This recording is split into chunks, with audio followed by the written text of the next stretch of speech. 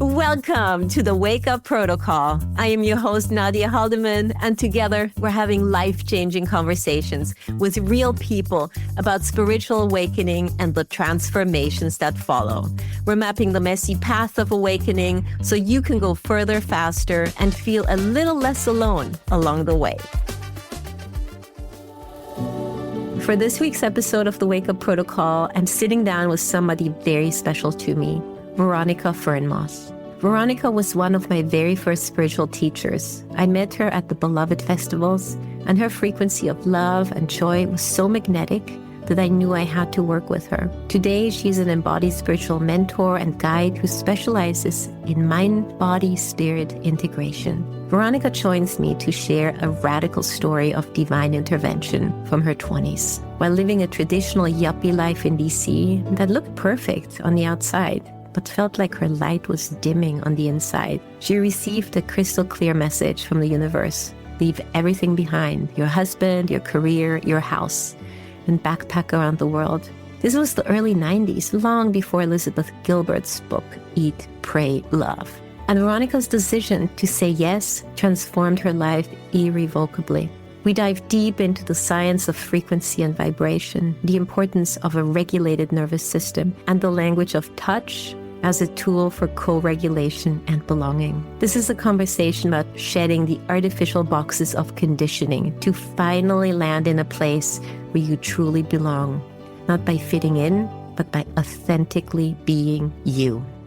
We had the jobs and the house and the clothing and all those things and all the status. And for some people, maybe that's enough, but there was some part of me that was dimming because I didn't have any soulful connections. The friendships that I had at that time were very surface level, and I didn't have an outlet to express myself authentically. I could look the part, I could dress the part, but I wasn't really being my authentic self. And Brené Brown says something that I think is really fitting here. She says, fitting in is the opposite of belonging. So I was good at fitting in, but inside I knew I didn't belong there. And I thought I didn't belong in the world because I looked around and I couldn't really see where I belonged. But it wasn't that I didn't belong in the world. I just didn't belong there. I could feel that my light was dimming and that if I continued on that path, I felt like I was almost going to die. I don't mean to be dramatic, but there was a part of me that was going to die. And I got a message from the universe, so I would call it divine intervention. And the universe said, as clear as I'm telling you in this moment, that I was to leave everything behind. Leave my husband, my job, my house, my community, everything, and get a backpack and backpack around the world for an indefinite amount of time. Veronica Fernmoss, welcome to the Wake Up Protocol. Thank you so much, Nadia. It's lovely to be here with you. It's such a pleasure to have you here on this podcast.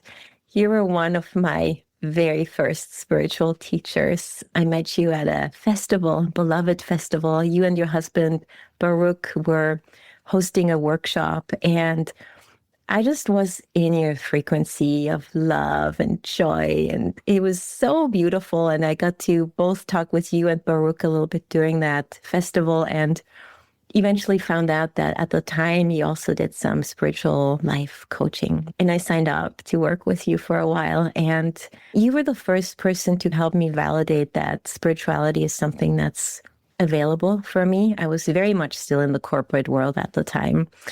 And we actually had a crazy, crazy experience that I want to get into in a little bit, where we did a meditation in one of our sessions where something interesting happened. But before we get into all of that, you are an embodied spiritual mentor. And I'm curious, what's alive for you right now? We're recording this at the end of January 2026. The world is upside down, and here we are. So what's alive for you right now? What's alive for me right now is what's been alive for me for a long time, which is personal evolution and collective evolution. And doing that through mind, body, spirit integration and continuing to connect more deeply with my true essence and helping others do that for themselves, and then doing it together in sacred relating. Mind, body, spirit integration. Yeah, a lot of people these days are very much in their mind. And so mind is one of those three parts that you just mentioned. And then there's the body, like getting into the body, and then spirit. Can you maybe talk a little bit more about the work you're doing with that? How you're seeing that combination of those three and what integration means? Yeah. Well, the body is our vehicle. It's how we experience this realm, and it holds all our memories. And so it's essential that we work with it to help it serve us in the direction that we want to go.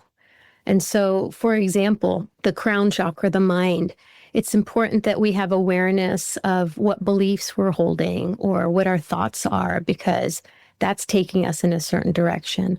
And then our hearts, that's our electromagnetic field. So it's really important that we have awareness of how to flow with our emotions and what quality of frequency we're holding.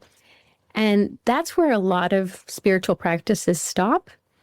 And yet the body is such a huge part of who we are as humans.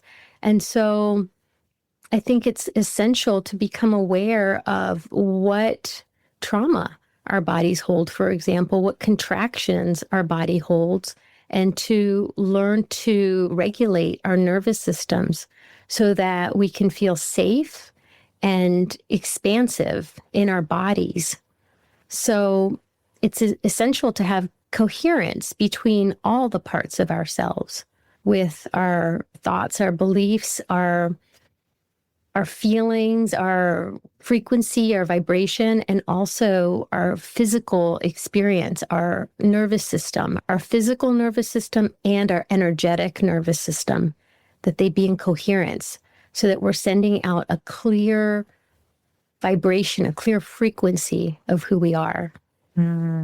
Yeah, I'm very much into the whole frequency-based living. That's how I like to call it. And yeah, sending out the right frequency. So what does that do to us when we are in a certain frequency? I believe that is how we magnetize our highest timeline, to put it one way. So there's this whole concept of manifesting, but you have to have a lot of awareness to really be clear that you're sending out, it's really the frequency of who you are. And then that's what's reflected back to you.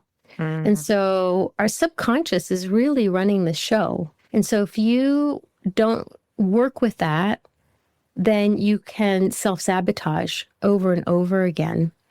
So the body is a really essential ally to bring online, so to speak. So the way I look at it is that our nervous systems, and whenever I speak of nervous systems, I'm almost always talking about our physical and energetic nervous systems. And so when we feel fear, which there's so much fear in the world, there's so much uncertainty. I mean, this is the most uncertain that it's ever been in our lifetimes. So this is the most intense experience that we've ever gone through.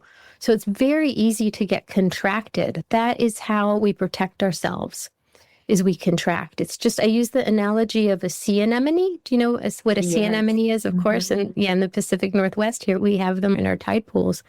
And so the sea anemone, when it feels threatened, it contracts into itself. And that's safe. But if it stays like that for too long, well, if it stays too long, it'll starve. And that's true with our own nervous systems. If we stay too contracted for too long, there's a part of us that will starve. And I speak from experience in this. This isn't just my theory. This is my experience. And so we have to do things to help ourselves feel safe, like the sea anemone, to come out and get nourishment. And to do that, we have to let our bodies feel safe. And there are a lot of things to do that can help that, but not just be safe, but also be fluid and supple, because all of our parts are really one thing. Mind, body, spirit is really one integrated whole. They're never separate. We can speak of them separately just for ease of conversation, but it's really one thing. And so they all impact the other. And so if your body is contracted or constricted or even tight, then probably your mental processes are that way. And maybe your heart is also contracted. Your capacity to love is limited if your body is really constricted. Even if you want to love more, that's my experience and what I've witnessed over the years. And so I think it's so helpful to be supple and fluid. And here I'm starting to move as I say this, because it's one thing, in order to really be able to expand and stay grounded.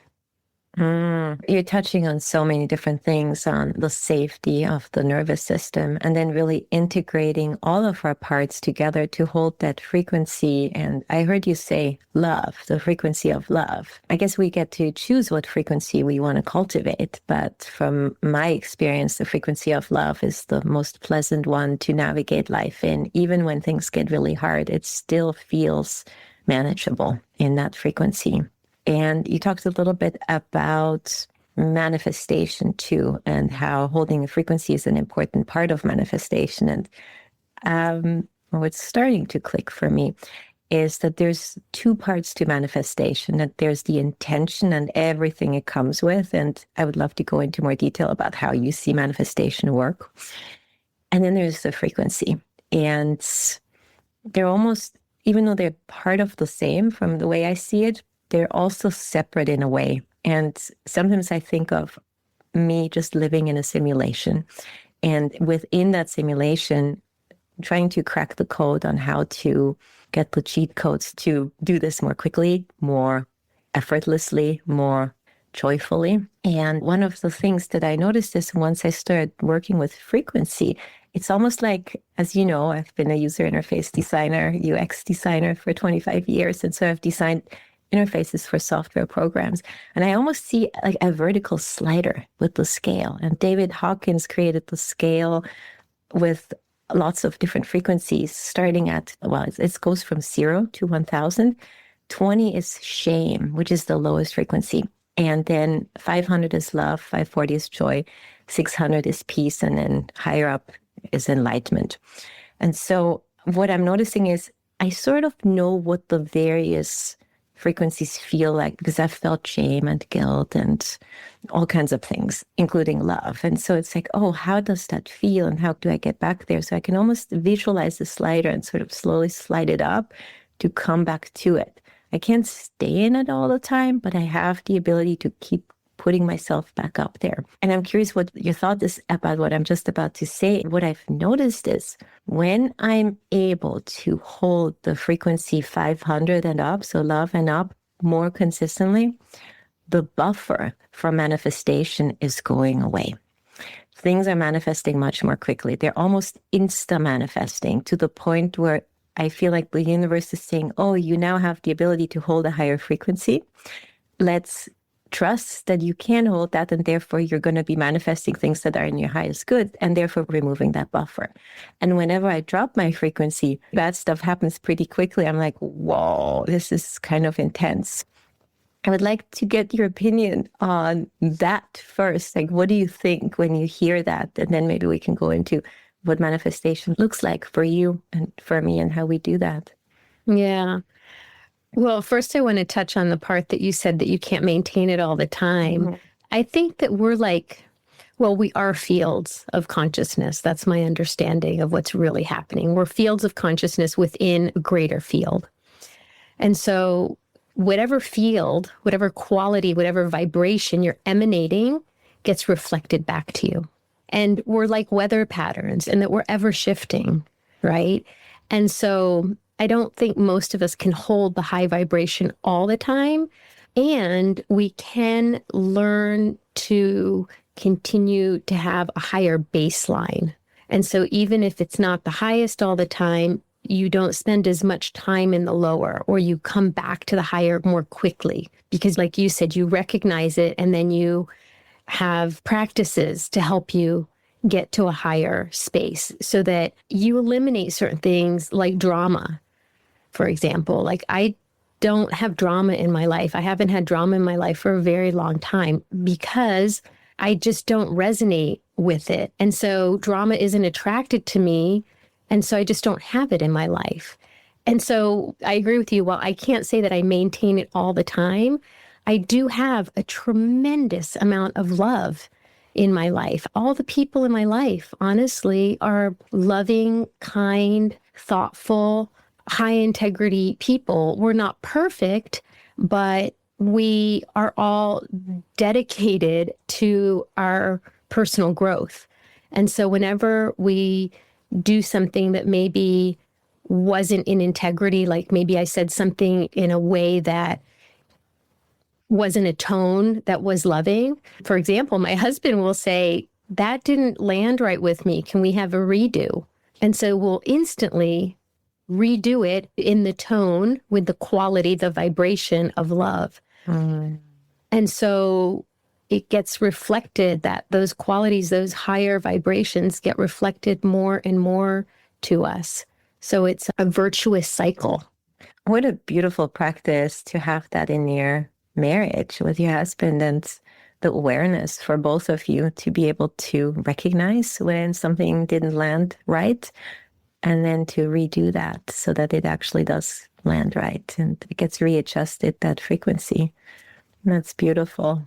Well, I think that's a testament to the success that we've been together for over 30 years and that we're both on this path together. And that's how we both inspire each other to be the ever highest version of ourselves.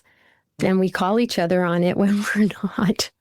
Yeah, really partners in life and spirit and love. That's beautiful. So coming back to manifestation, I'm curious what your manifestation practices are, how you see manifestation. How does it work? Mm-hmm. Well, again, I think it's fields. It's fields of vibration. In fact, it was Nikola Tesla who said, if you want to understand the secrets of the universe, think in terms of frequency, vibration, and energy. And that's what we are. We are literally electromagnetic fields. And the quality of our vibration or our frequency is I think we literally are, it's not even being poetic, that we are transmitters and receivers of frequencies. And so we are putting it out. We're putting out a certain frequency. And then the greater field, the universe, like I said before, reflects that back to us. And in terms of manifestation, we've heard this so many times, it's important to put out like a general sense of what you're available for. And the way I would say it is who I am, like who am I being? It's not what I want, because then you're putting out the quality of wanting. And also, like some people will say, I want infinite abundance. It's like, well, do you want abundance of things that you don't really resonate with? No, you want abundance of the qualities that feel the most nurturing to you. So abundance of love, peace, joy, well-being, kindness, harmony, beauty, those qualities that really nourish us. So I think it's a fine line to be specific in terms of the qualities, but not necessarily specific in, like, for example, I want this, I want a red Tesla or something like that. Because then you give the universe an opportunity to gift you an experience that you might not even have expected when you get too specific. But it could have the quality that you want. It's almost like if I said to you that you want a certain gift, but if you're looking at a very specific thing, that may or may not really be in the highest alignment for what is in your highest growth. Mm-hmm. And the universe knows way better than we do, I think. Yeah. So what I'm hearing is, rather than being specific in terms of the material things that we want to manifest, to be specific about how we want to feel in the experience. that we're Exactly. imagining. Exactly. And then imagining as if we already had that, feeling it. And Mhm. because we're starting to feel that way, the universe is starting to match that frequency because it's already there. And now it's just a matter of time to catch up until it lands in the third dimensional reality of ours. Yeah, exactly. That's interesting. So, as you're saying that, we are in this big time of transformation, and I think a lot of people are probably ready to start imagining a different reality to step into. What is your vision of a reality that we could transform into as we're going through this big heartbreak of the world and hopefully a rebirth? Yeah. Well, it's said that there's been a big timeline shift. And this is why I do the work that I do, because I actually get to experience it. It's not just theoretical or hopeful. And what I am, the timeline or the reality or the world that I aspire to or hold the frequency of is the best way I can describe it is like an embodied unity consciousness. And what that means is that we're on the same wavelength, we're on the same frequency. All of us, like, say, everybody listening to this podcast that is on this awakening journey, if you're here, it's because there's something pulling you in this direction. And I would say, as we spoke earlier, it's a quality of love that's pulling you, and that you want to have more love in your life. And I'm not talking about romantic love, although that could be part of it. But what I mean is that loving being that you are, and that that's reflected back to you in the world, other humans, and by the world around you. And so what that looks like is that you have a sense of belonging, and you have a sense that people have your back, and that we're all in this together, and that we're all working towards creating something beautiful for all of us and for generations to come. Yeah, that sense of belonging in this time where people feel quite lonely and disconnected from each other and from the world, sort of coming back together, finding back to each other and the things that are meaningful so that life is starting to have meaning again. You and I actually reconnected recently after we hadn't seen each other for years at this beautiful gathering in Seattle at St. Mark's Cathedral on November 22nd. And it was organized by Ben Browner, who I just interviewed last week, actually, and beautiful musicians in the Pacific Northwest. And Ben said, if you want to change the world, throw better parties. And that's what he's doing. He's creating intentional gatherings for people to come together, to sing, to dance, to connect, to be in the frequency of love. And every single time, and I've said this on this podcast a few times, and I will continue saying it, every single time I'm in that container, it is the happiest moment of my life. And that's that sense of belonging that I think we all long for in one way or another. And yeah, I'm starting to see it coming together because as we're yearning for that, people are starting to show up and starting to create these containers. And as we're in it, we're starting to bring others in because it's just too beautiful to not share that with others. What was your experience at that gathering? It was magnificent. I mean, I love to sing, and I love heart songs, those kinds of songs that are meant to be sung together. Again, it's frequency and it's coherence. And again, it's embodiment. So we're not just, for example, meditating together, which I'm a big fan. I mean, I'm a daily meditator, so I love meditation, but that's something that I do by myself almost all the time. And maybe at a Vipassana retreat, I'll meditate with a bunch of other people. But it's different than when we're all singing, because you're using your voice to all sing together. So they're incantations to bring forth a quality and to amplify together the quality of energy, of joy, of love, of beauty. And to do it all together, it amplifies it. And then, of course, there's dancing in those. That I danced a lot at that gathering. And that's another embodiment practice. It's bringing the body to express, and I would say, again, amplify that quality of love, of joy, of beauty. And then I happened to be with my group we're very embodied people. So we're also cuddling. And so we bring touch into it. And because the body has a way of communicating that is deeper than the mind.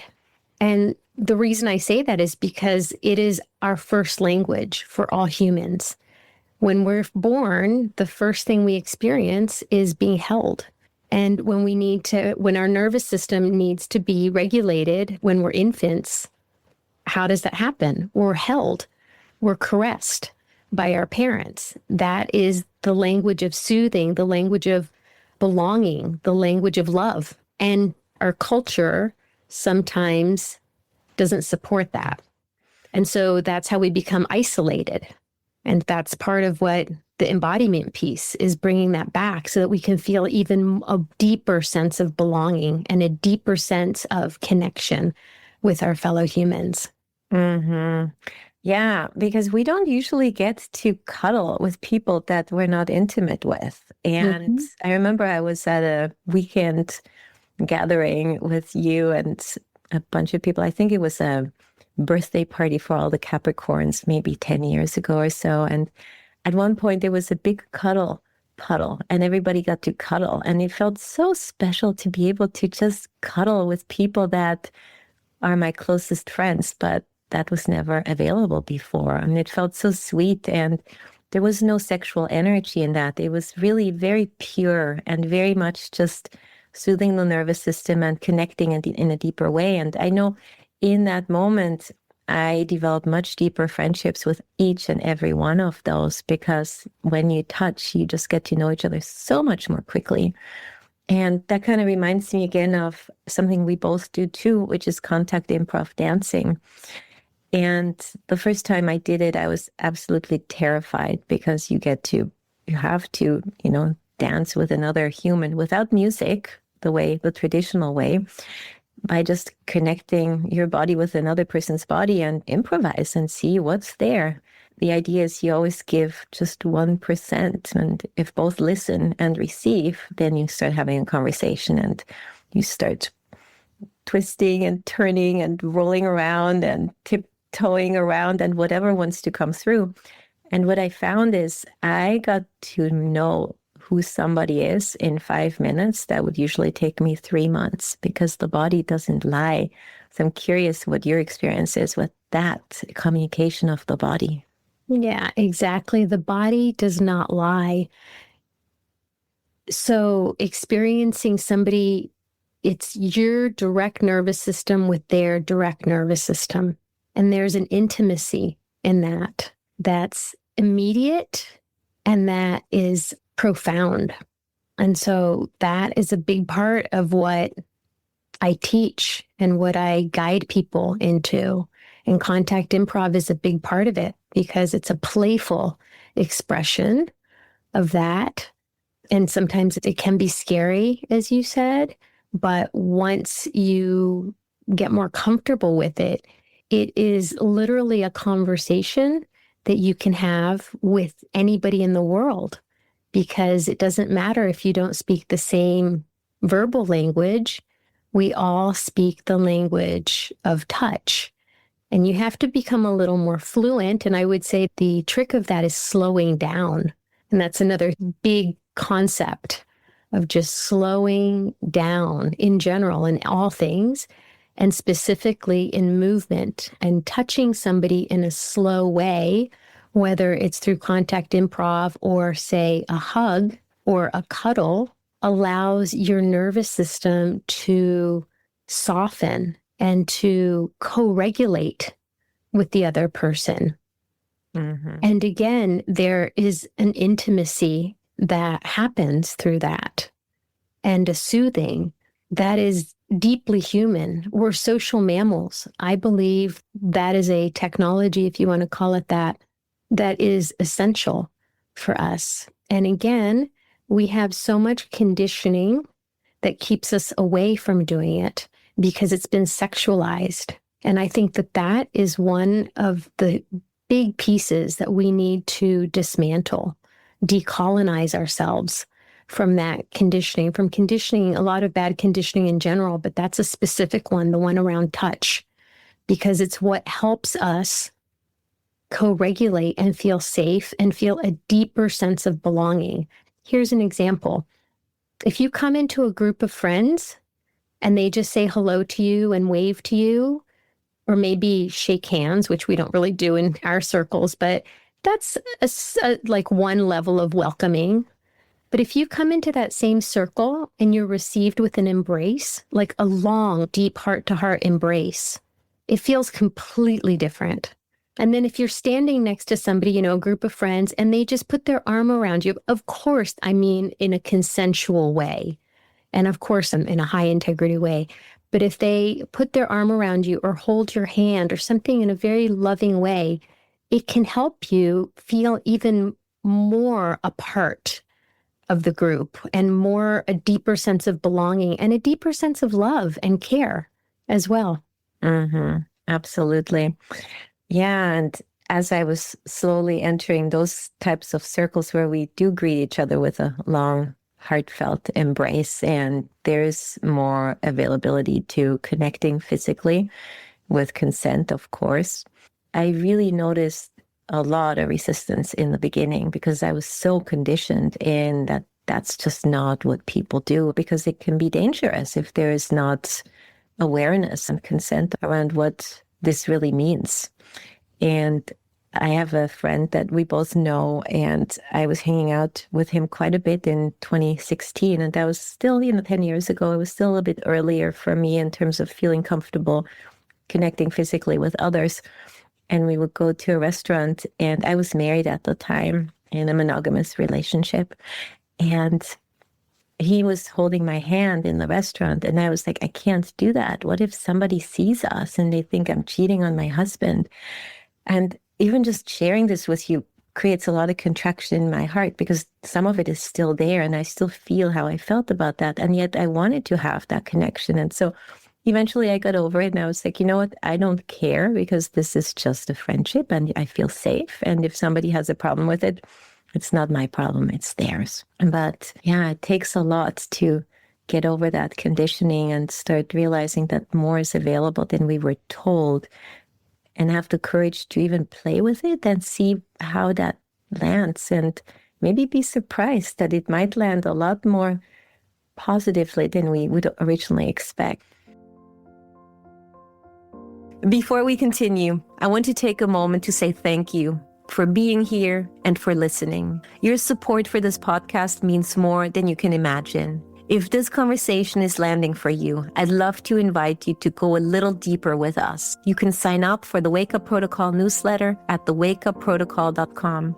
That's where we share tools, bonus insights, and discounts on upcoming offerings to help you integrate these conversations into your own life. And if someone comes to mind while you're listening, someone who needs to hear this message right now, please share this episode with them, or even 3 people who feel like they're standing at the edge of something big. This podcast grows through word of mouth, and your sharing truly helps this work reach the people it's meant for.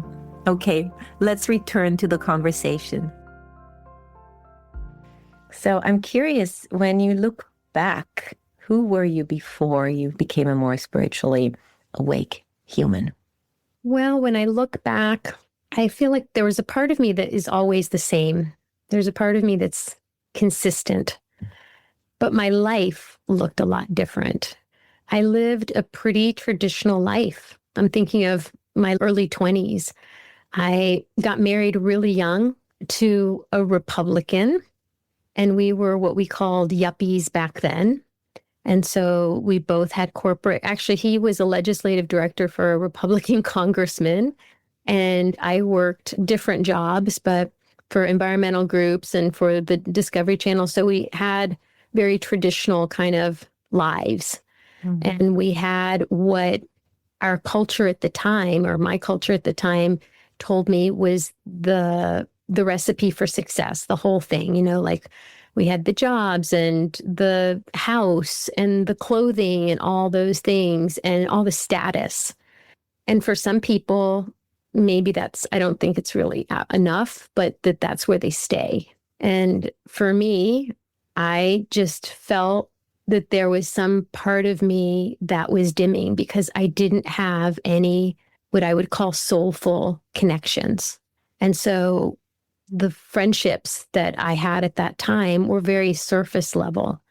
And I really didn't have an outlet to express myself authentically.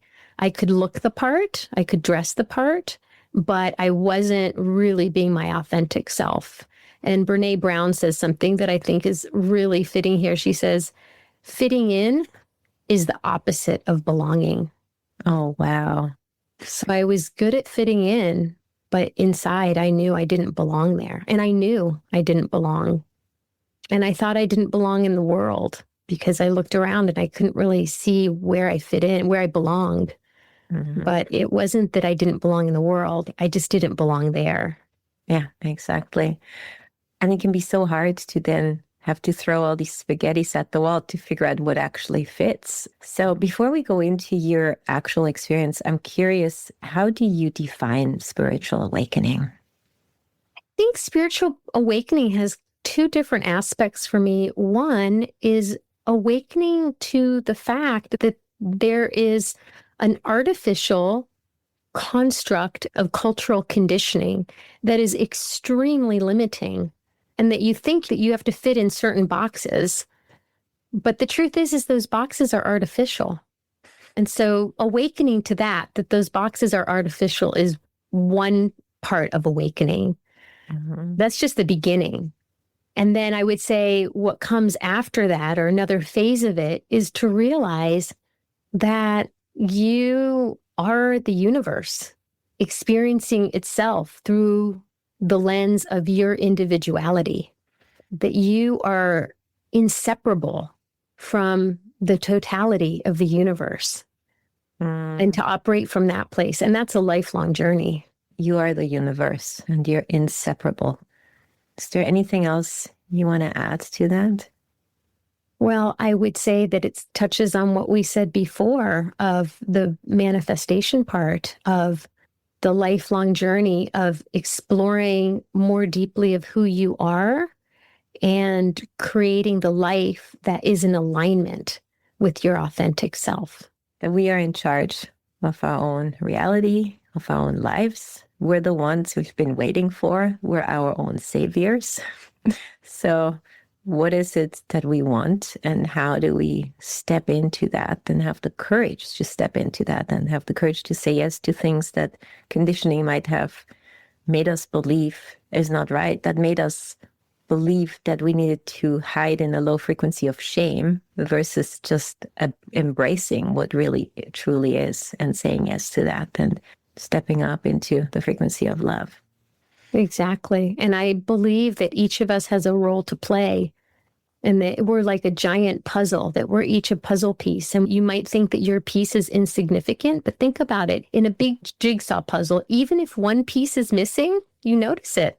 And it might not seem to be significant, but it is. Mm-hmm. Because it creates the tapestry of the whole. Yeah. And so what I believe each of our jobs, if you want to say it that way, is to continue to discover who we are authentically and how to express ourselves, and to not judge it, but just to express. And that requires a lot of letting go, as you said, of the conditioning.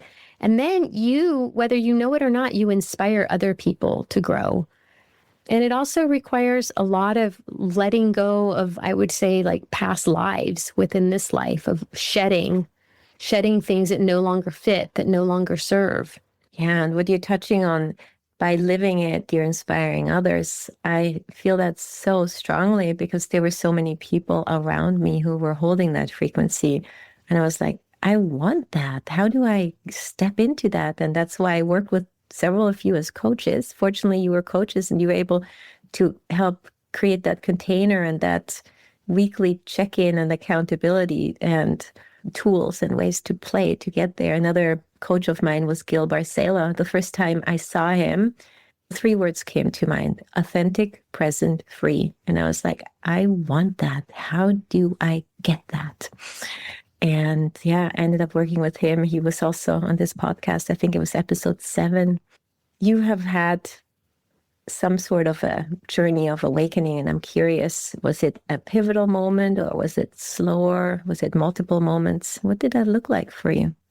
I've been blessed with a lot of what I would call mystical experiences in my life, but there's one that is definitely the one that was the most impactful, of where there's a before and an after. And it's when I was in my 20s and I was living that very conditioned life that from the outside looked idyllic, but from the inside, I could feel that my light was dimming and that if I continued on that path, it was just, I felt like I was almost going to die. I don't mean to be dramatic. I didn't mean physically, but there was a part of me that was going to die. And I got a message from the universe. So I would call it divine intervention. And the universe said, as clear as I'm telling you in this moment, that I was to leave everything behind. Leave my husband, my job, my house, my community, everything, and get a backpack and backpack around the world for an indefinite amount of time. That was the message. And just to be clear, this was the early 90s. I had never heard, much less met anybody who had ever done this. I'd never read about it. So I don't know how I tuned into that, but that's one of the biggest blessings of my life, is that I got that message and that I said yes to it unwaveringly. It almost sounds like Elizabeth Gilbert's Eat, Pray, Love, where she had that moment and then just had to give it all up and started traveling. Was it similar to that? It was so similar. It was 14 years before her book was written, that when I read that book, I sent her a letter and I said I had the same experience. And I even had a sexual awakening around that, similar to how she did. I mean, the parallels were uncanny. Wow. So would you be open to sharing more about that journey? Sure. Yeah. It felt like I was riding this wave that was taking me in this direction. And even though I got so many projections from everybody that I knew, except for my parents and my then husband, everybody else said, "Oh, why do you want to do that? Or isn't that dangerous? Or why aren't you happy just having a 2-week vacation?" You know, so many projections. But I just knew that I was going in this direction. And so I felt really strong. I felt like whenever I got some negative energy around people, I didn't have any of the language, but I did have the felt sense that I had like a force field around me and I could feel their projections come to me and then just kind of slip away instead of entering me. And so I saved up a bunch of money and I even got the download of exactly where to go. And the message was to start in Bali, go through Southeast Asia, go to Malaysia, Thailand, Nepal, India, Egypt, and Kenya. So I even got my whole itinerary and everything just totally downloaded. You have to remember, this is before the internet. I didn't even have a guidebook, nothing. This just came straight to me. And so I had planned it all and I knew when I was going to leave, and I was looking for my the around the world flight. And I couldn't find it because it was a lot more expensive than I had budgeted for. And then one night, it was actually on Halloween night of 1991. This is how long ago it was. I was at a Halloween party, all dressed up. This is back when I could only dress up during Halloween. Now I can dress up whenever I want, right? Anyway, I ended up meeting somebody. He was the first person that I had ever met that had just spent a year away from his home country. I was very captivated because I was wanting to have a sense of what it was like. And so we were talking at this party, and within the first 15, 30 minutes of our conversation, he asked me where I was going, and I told him, and he asked me when, and he thought about it, and he said, "Well, what if we were to go together?" And I thought that was insane. I mean, I got super flustered. I couldn't imagine. I was married and I was just about to go on this big trip by myself. And long story short, we ended up traveling together. And it was a mind blowing. When you talked about earlier in this conversation about when you're in a frequency and how things manifest that you can't even believe, this was one of those moments. Wow. That I could have never even imagined this happening. And we were both on a total spiritual awakening journey together. What an incredible story. And so did you end up traveling with this person the whole time? Yeah. Yeah. I resisted it at first because it was super. I mean, talk about having to move through conditioning.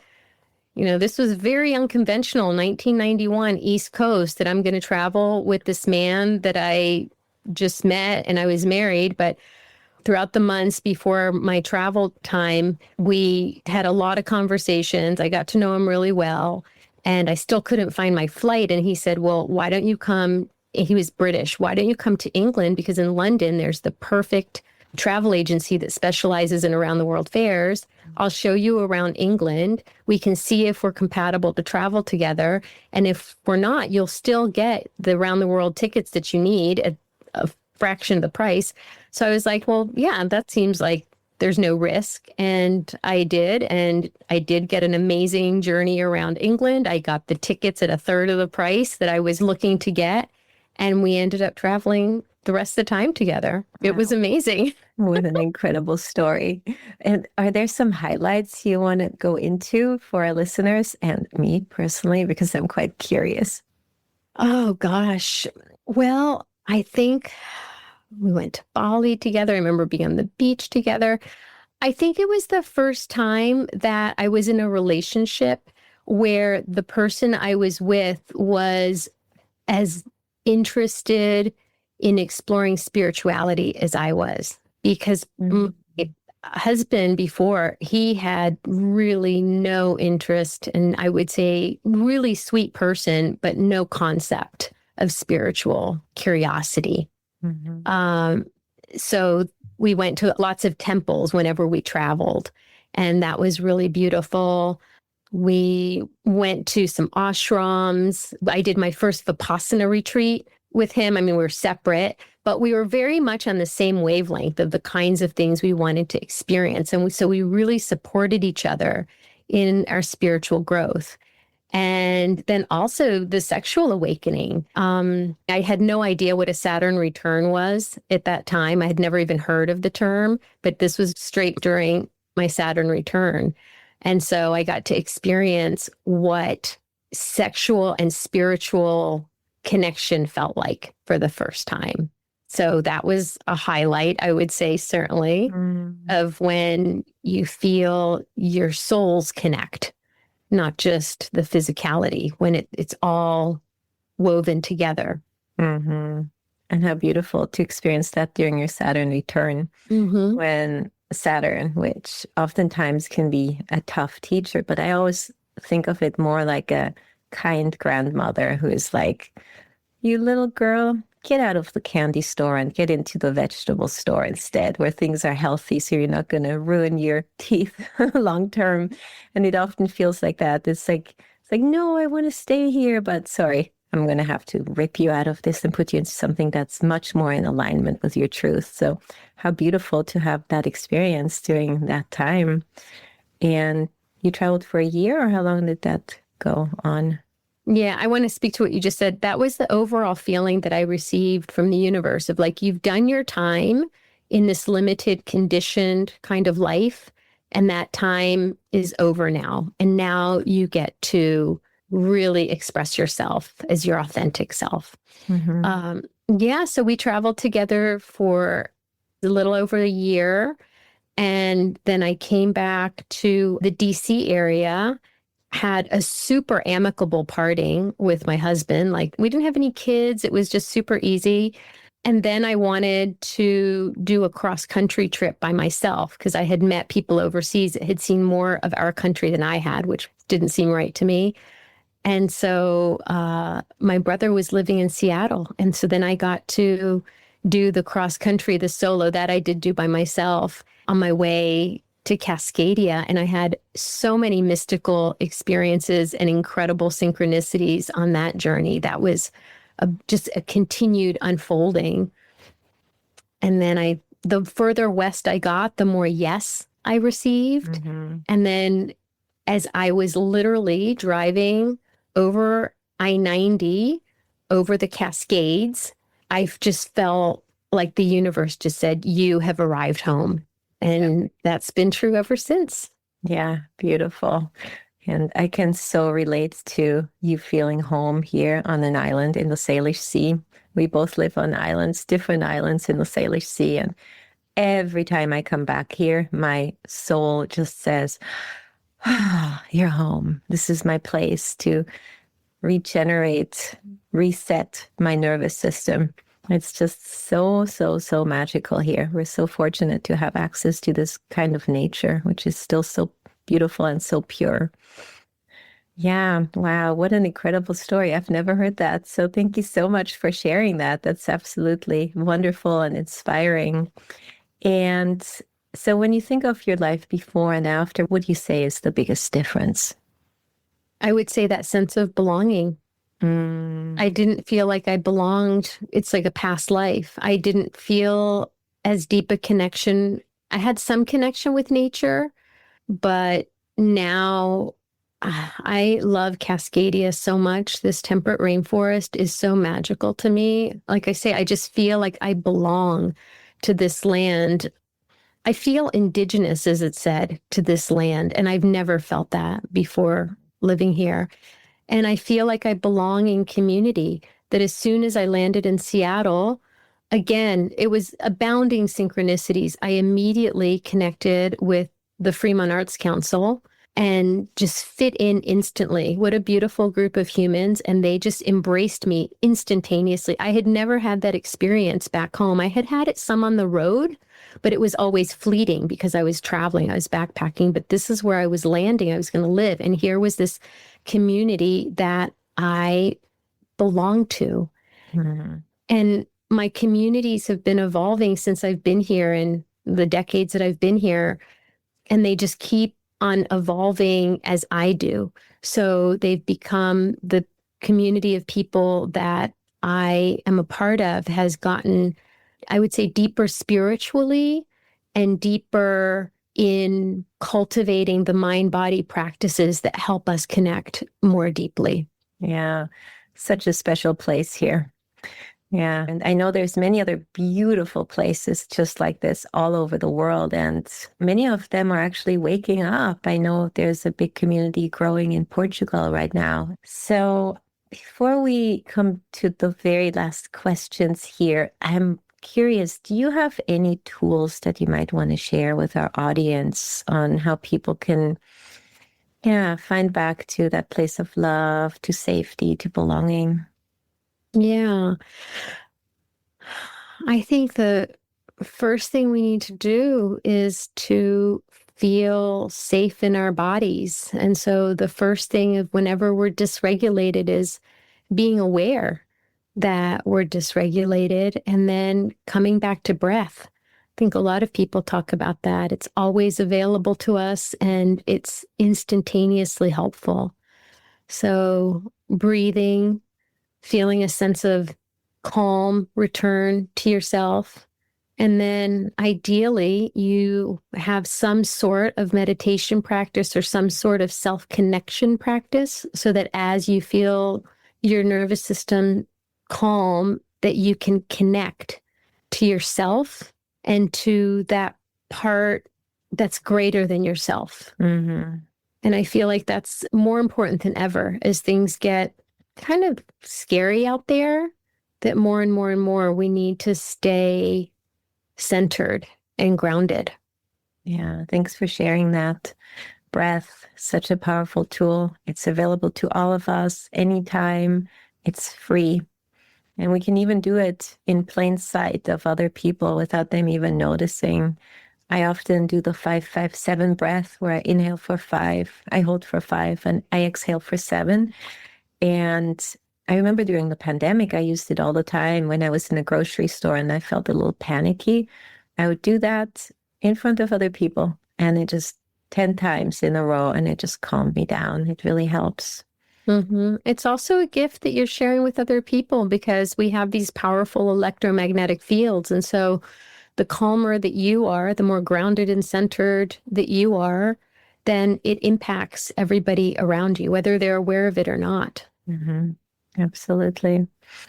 So we are coming towards the end of this recording, and I would love to give you a chance to share with our audience how they can find you and also if you have any offerings.